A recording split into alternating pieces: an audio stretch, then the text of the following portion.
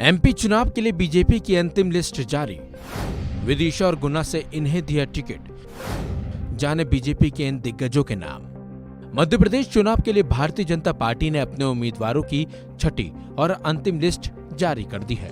इस लिस्ट में बीजेपी ने अपने 2 प्रत्याशियों के नामों का ऐलान किया है। बीजेपी ने इससे पहले राज्य की 230 विधानसभा सीटों में से 228 सीटों पर अपने उम्मीदवारों के नामों का ऐलान कर दिया था।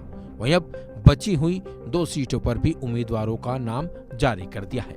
आपको बता दें, बीजेपी ने गुना और विदिशा निर्वाचन क्षेत्र से उम्मीदवारों के नामों का ऐलान किया है। चर्चित गुना सीट से पन्नालाल शाक्य तो वहीं विदिशा से मुकेश टंडन को चुनावी मैदान में उतारा है। गुना सीट को संघ की मजबूत और पारंपरिक सीट माना जाता है। इस सीट पर सिंधिया परिवार का भी प्रभाव है। इसके चलते यहां पर प्रत्याशी के चयन को लेकर मामला होल्ड पर था। अभी इस सीट पर बीजेपी के गोपीलाल जाटव विधायक हैं। वहीं विदिशा सीट भी बीजेपी की मजबूत सीट मानी जाती है, लेकिन 2018 में कांग्रेस के शशांक भार्गव ने ये सीट जीती थी।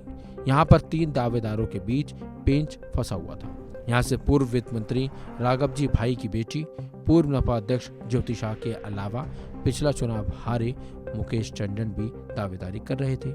मुकेश टंडन को सीएम का करीबी भी माना जाता है। जानकारी के मुताबिक बीजेपी ने सबसे पहले 17 अगस्त को अपने प्रत्याशियों की पहली लिस्ट जारी की थी। इसमें उसने 39 नामों का ऐलान किया था। दूसरी लिस्ट में भी 39 नाम जारी किए गए थे। इसमें 3 केंद्रीय मंत्री समेत 7 सांसदों को टिकट दिए गए थे। इस सूची में 3 विधायकों के टिकट काट दिए गए थे। तीसरी सूची में एक नाम का ऐलान किया गया। चुनावों की तारीख घोषित होते ही बीजेपी ने अपनी चौथी लिस्ट भी जारी की। चौथी लिस्ट में बीजेपी ने मुख्यमंत्री शिवराज सिंह चौहान समेत 25 मंत्रियों को टिकट दिए।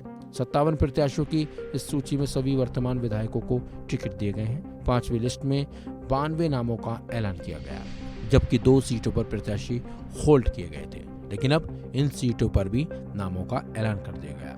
इस तरह से बीजेपी की ओर से अब सभी सीटों पर प्रत्याशियों के नामों की घोषणा कर दी गई है। आपको बता दें, बीजेपी ने इस बार केंद्रीय मंत्रियों को भी मैदान में उतारा है। इसके अलावा बड़े दिग्गज नेताओं को भी टिकट दिया गया है। ऐसे में देखना होगा कि बीजेपी के इन दिग्गजों को जनता पसंद करेगी या फिर नहीं। फिलहाल इस खबर में बस इतना ही। अपडेट्स के लिए बने रही वन इंडिया हिंदी के साथ।